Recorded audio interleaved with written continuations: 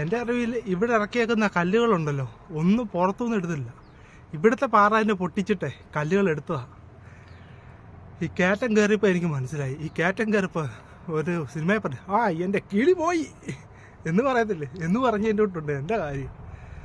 പിന്നെ ഈ ചൂട് സമയം ഒന്നുകൂടാണ്. അപ്പം സ്റ്റെപ്പ് കയറി വരുമ്പോൾ പോരാനുള്ള ഇത്രയുള്ള കൊച്ചു ഗ്ലാസ്സിനകത്ത് വെള്ളം കിട്ടുന്നത്.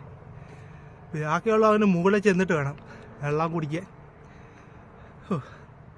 ഇനി വരുമ്പോൾ എൻ്റെ കൂട്ടൊന്നും റിസ്ക് എടുക്കല്ലേ. ഇനി ആരും വരുമ്പോൾ കേബിൾ കാറിൽ വന്നുവെച്ചാൽ മതി.